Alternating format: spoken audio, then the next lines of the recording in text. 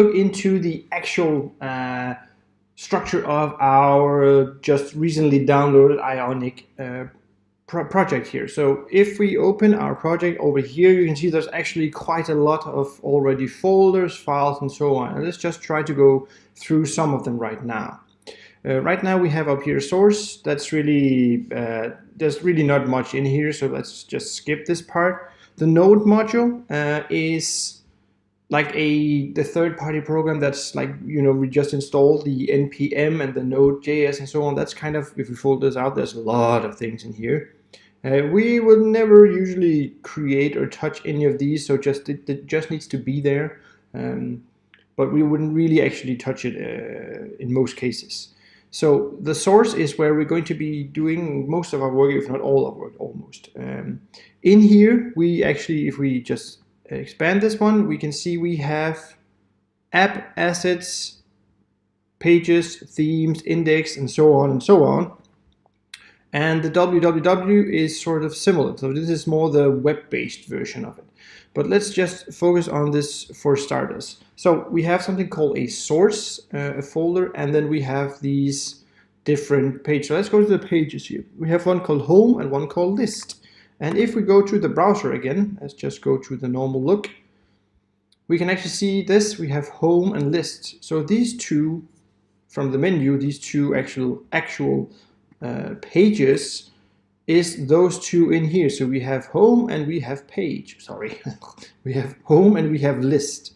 And in each of these, there are 3 files usually. Sometimes there are 4, but most of the times there are at least 3 files, to say it that way. So we have an index, we have a CSS file, and we have a home TS file. The TS is short for TypeScript, which is we're going to be using a little bit of, but we're going to be using a lot of the HTML and CSS, the Sass here. HTML is just the structure of our app, which we're going to be going through. CSS is, this is blank right now because we haven't actually done any actual styling to it. And home TS is the code for this page. So that's what this one contains. This is for the specific pages we're going to be working on. Theme is the overall theme. So we did something similar in some of our Sass, where we did a map here. So this is actually a Sass map that is already created. It's structured with the primary, the secondary, danger color, so this would be red, light, dark, and so on. And we can just add our own here. So in here is where you would set the colors that are going to be used in your app or web pages throughout. So if your primary color is this blue, then you would put it in here, and then you would use the Sass to always drag it out from here and use it in specific places where you need it. So you only need to change it one place if the feel and look of your application changes.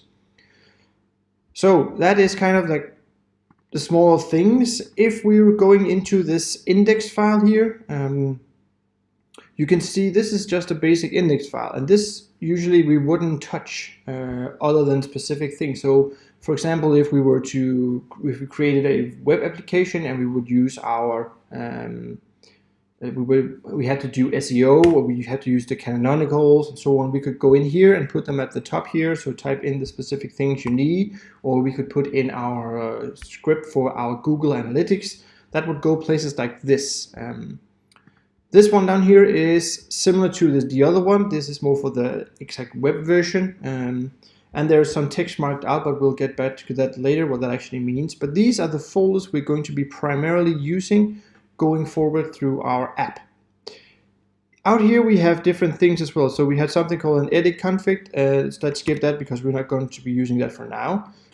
Git ignore is sort of similar to the one we just had with SEO with the robots text. We can actually tell, this is of course working together with GitHub, to tell which files or folders you should ignore. So while uploading your program, right now there's I think 17,000 files or something in this entire system. And we don't really need to upload every one. We only need to upload the things we changes. So whenever people would download ours, they would only download specific and then use the npm, which we'll get back to later, to download all these standard files like all these node modules and so on and so on. Same here. This is a config file. This is just to show some of these dependencies, these extra programs, third-party programs that are being installed. It's rarely will be in this file maybe a few times, but this is not something you would go to a lot. This is just to declare which version of different things the system is using. So there are a lot of different files in this specific program, but again, we'll mainly be using this source folder here and going through this. Right now, the assets, there we go, the assets file, because I didn't install you remember when we did the install on here where it asked us to, do you want to add a Cordova to it? And I said no. There are some things that are being left out, like the asset that would be one for Android specifically and one for the other one, iOS. Yeah, there we go. For icons to be placed. So right now this would be the FAF icon, that would be the one for your, we'll go here. So the one up here, that would be equals to this, as you can see. So if you want to create your own, that you could. And specific images, if you have a logo that you need to use for something specific, you would put them in this asset up here. So the top one here is kind of the overall folder for the application we're going to build. It also has HTML, it has the CSS, and it has a little bit more as well. So this kind of is the controlling element. The thing we need to start thinking about it now is that we're not building everything in one page like we have been doing now. So we've been building an index.html where we put everything into this.